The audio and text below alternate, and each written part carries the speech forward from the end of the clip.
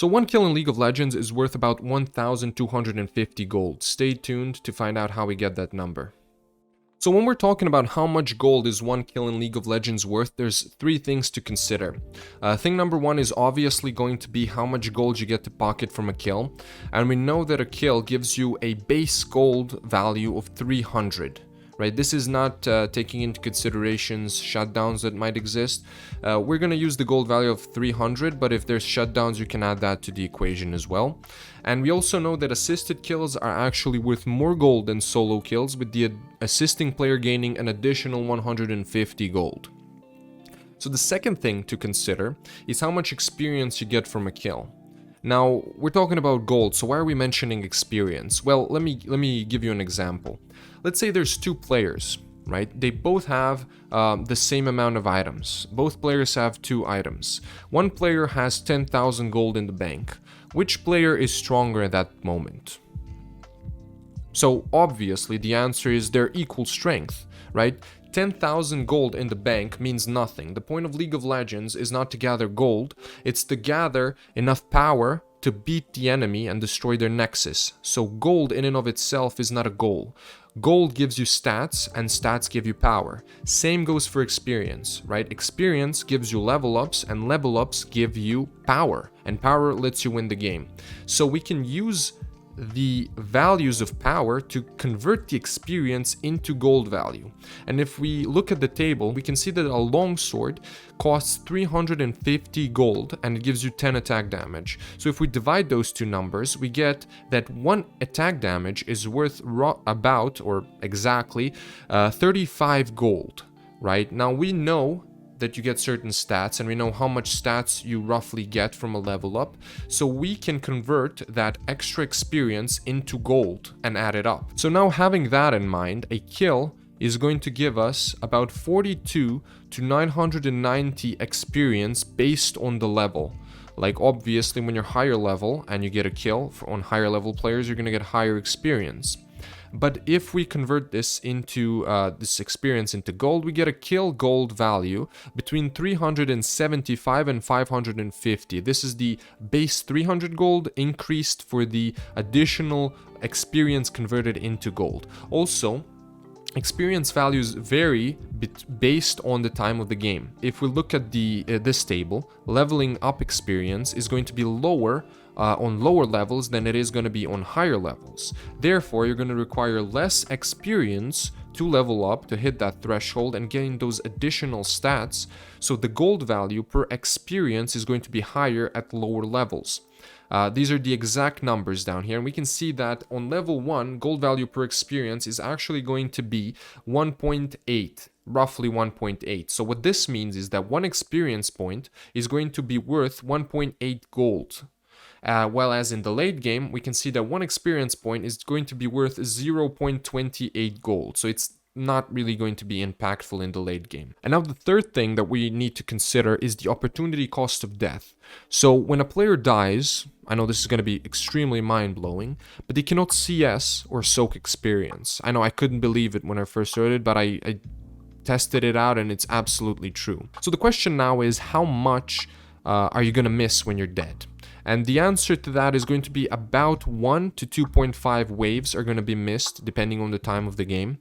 And we can calculate the value of a wave, as you can see in the table down below. So the average wave gold value in the early game is going to range from 700 to 260.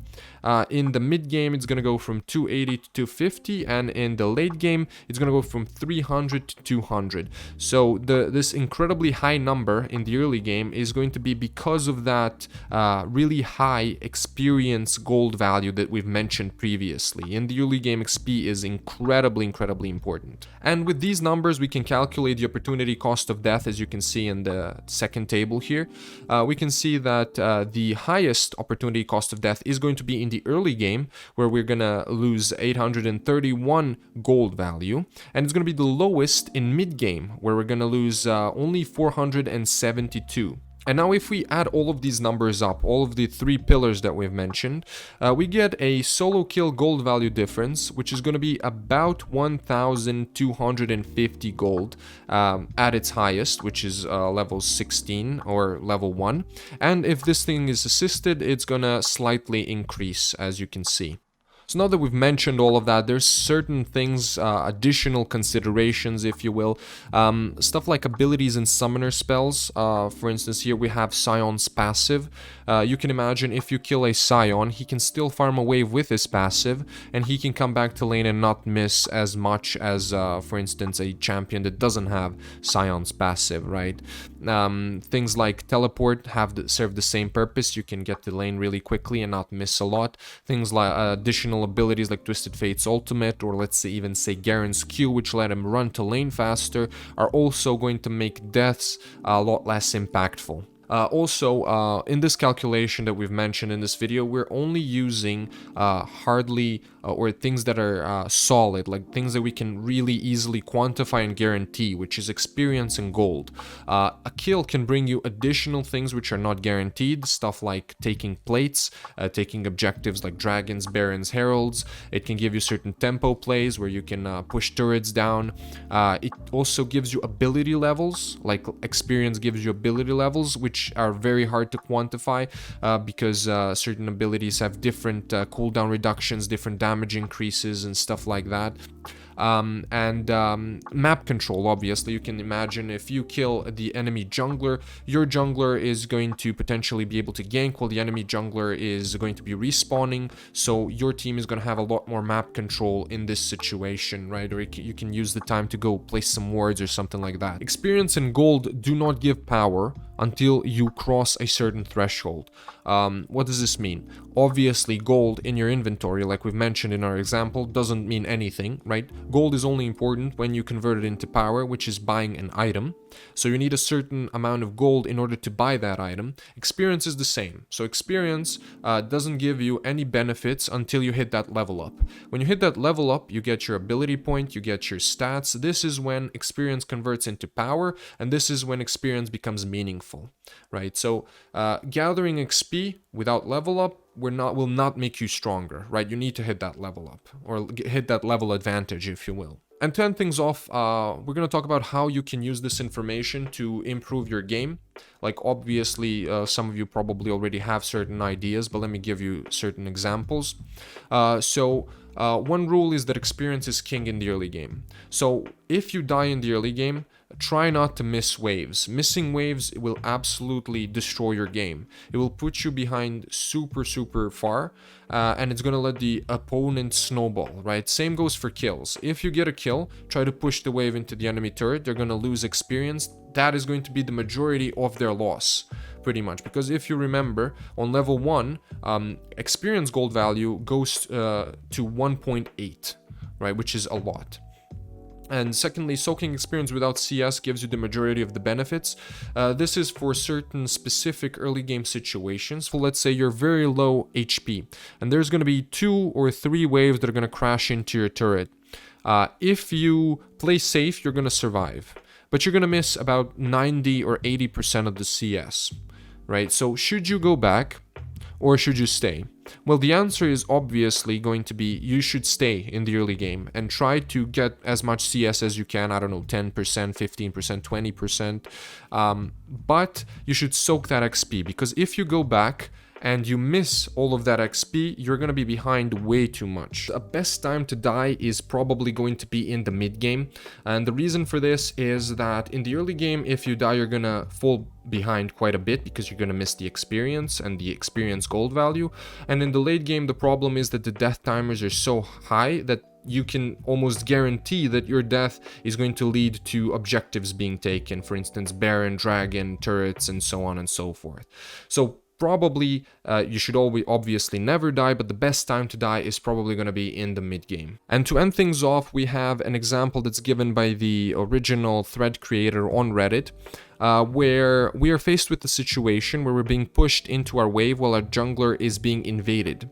And so what decision should we make? Should we go help the jungler, or should we farm the 2 waves that are going to crash into our turret? We have our decision tree here, and we have certain outcomes like nobody dies, jungler dies, enemy dies, or both die, and we have our decision to farm or help the jungler.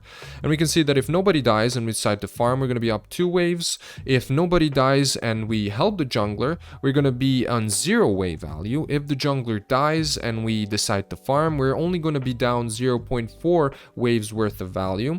If the jungler dies and we decide to help the jungler, we're going to be down a whopping 2.4 waves worth of value.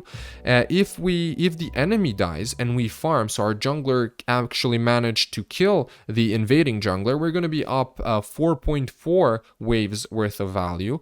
Whereas if the enemy dies but we go help our jungler, we're going to get 3 waves worth of value. This is because additional gold is gained through assists, remember, so it's going to be +3.